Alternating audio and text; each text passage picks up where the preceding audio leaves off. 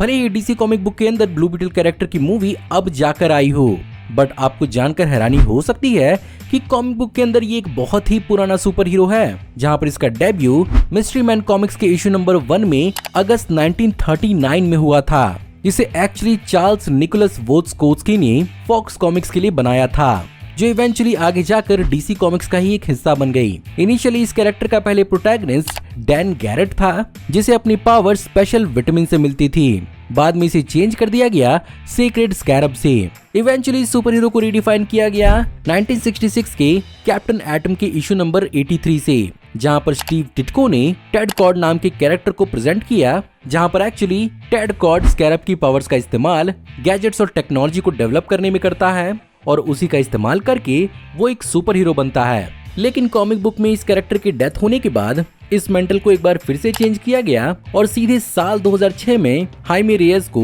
Introduce किया गया, जहां पर इन्फिनिटी क्राइसिस के इशू नंबर 3 में क्राइसिस इवेंट को विटनेस करने के दौरान उसे स्कैरब चुनता है और वो इस इवेंट का हिस्सा बनता है, और तभी से अब तक वो कॉमिक बुक के अंदर ब्लू बीटल ही है।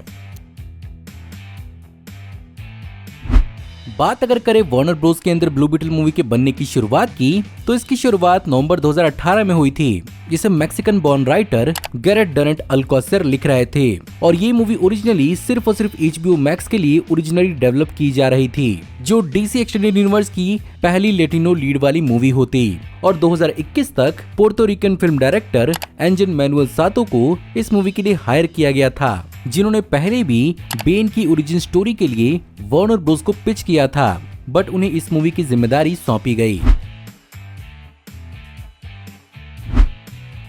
हाइमे रेयस के रूप में जोलो मार्टिजुएना का परफॉर्मेंस काफी ज्यादा नेचुरल लगा था, बट उन्हें चूज करने का डिसीजन डायरेक्टर एंजन मैनुअल सातो का ही था, जिन्होंने जोलो को कोब्रा काई सीरीज में मिगेल के रूप में शुरू से देखा था, और उनके अलावा इस रोल के लिए कोई और उनके दिमाग में नहीं था। जहां पर कोब्रा काई सीरीज के अंदर दिखाया हुआ उनका मार्शल आर्ट इस कैरेक्टर के लिए वार्नर ब्रोस के लिए भी काफी अच्छा ऑडिशन साबित हुआ था, जहां पर 1 अगस्त 2021 को उन्हें इस रोल को ऑफर किया गया, और अगले ही दिन जोलो ने अपने इस कैरेक्टर को सबके सामने अनाउंस किया।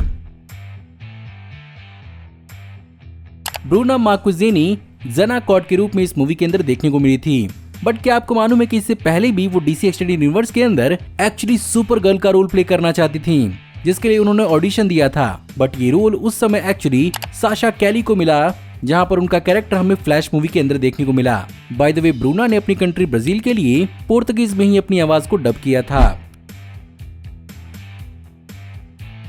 इस मूवी की कहानी को लिखने के लिए एक्चुअली द न्यू 52 के कॉमिक बुक का भी इंस्पिरेशन लिया गया था, जिसमें स्पेसिफिकली नए ब्लू बीटल की ग्रेजुएशन डे स्टोरी लाइन को इस मूवी के अंदर भी अडॉप्ट करने की कोशिश की गई है। साथ ही साथ यहाँ पर मिशन इम्पॉसिबल और इंडियाना जोन्स की भी फ्रेंचाइजी का इंस्पिरेशन लिया गया था। साथ ही साथ यहाँ पर डायरेक्टर एंजल मैनुअल सातो कैनेडियन फिल्म मेकर डेविड कॉरनबर्ग के काम से काफी ज्यादा इंस्पायर भी हुए हैं, और इस मूवी के अंदर हाइमे के ब्लू बीटल के ट्रांसफॉर्मेशंस और उसके बॉडी पर अटैच्ड हुए स्कैरब को इन्हीं मूवी से इंस्पायर किया है। बाय द वे, अगर आपको अपना खाना पचाना है तो कभी डेविड कॉरनबर्ग की मूवीज को सर्च मत करिएगा। इस मूवी के अंदर फैमिली का भी एक बहुत बड़ा एंगल दिखाया गया है, खास करके एक वर्किंग क्लास लैटिन फैमिली का, जहां पर इन्हें एक्चुअली पाल्मेरा सिटी का हिस्सा दिखाया गया है, जिसे एक्चुअली मूवी के लिए स्पेशली बनाया गया था। वहीं पर कॉमिक बुक के अंदर ये एक्चुअली एल पासो टेक्सास की कहानी होती है। इसका इंस्पिरेशन यहाँ पर एंजल मैनुअल सातो को ही मिला था, जहाँ पर वो बेसिकली हाइमे रेयस को भी सुपरमैन के मेट्रोपोलिस और बैटमैन के गॉथम की तरह ही एक यूनिक सिटी से दिखाना चाहते थे, जिसे उन्होंने एक्चुअली रियल लाइफ के फ्लोरिडा और मायामी पर मॉडल किया है, जहाँ पर एक्चुअली लैटिन अमेरिकन लोगों की एक बहुत बड़ी पॉपुलेशन रहती है। और जब बात ओरिजिनलिटी की हो रही है, तो इस मूवी की मेन विलन विक्टोरिया कॉर्ड भी कॉमिक बुक के अंदर एक्चुअली एग्जिस्ट नहीं करती है, और उसे इस मूवी के लिए स्पेसिफिकली बनाया गया है, जहां पर इस कैरेक्टर के लिए पहले शैरन स्टोन को चुना जा रहा था, बट उनके साथ जब नेगोशिएशंस ठीक से नहीं हो पाए तो उनकी जगह पर सूजन सरैंडन को कास्ट किया गया।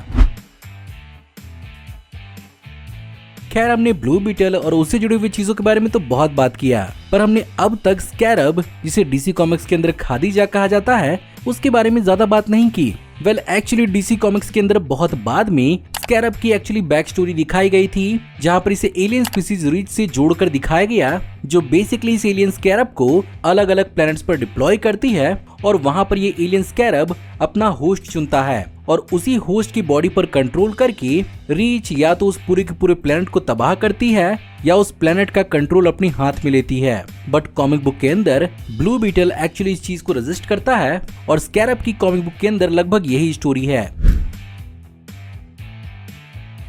बात अगर की जाए सूट के डिजाइन की, तो इस सूट के डिजाइन को मायस सी रूबियो ने डिजाइन किया था, जहां पर उनकी design team Infinite Crisis issue number 3, Injustice games, Young Justice और Batman the Brave and the Bold series से काफी ज्यादा इंस्पायर हुई थी, लेकिन उन्हें ब्लू बीटल का फंक्शनल माउथ वाला मास्क बनाने में काफी दिक्कत आ रही थी, जिसके कारण उन्होंने इसके फेस मास्क को सिंपल मास्क की तरह बनाया, जो अल्टीमेटली मेरे हिसाब से मार्वल सिनेमैटिक यूनिवर्स के आयरन मैन से काफी सिमिलर था, बट फिर भी ब्लू बीटल की अलग पर्सनैलिटी के कारण ये थोड़ा अलग फील भी हुआ। बाय द वे, इस मूवी के लिए यहाँ पर जोलो मार्दिवेनिया के लिए एक बिहाइंड द सीन सूट भी बनाया गया था, जो काफी एक्यूरेट था मूवी के फाइनल सूट से।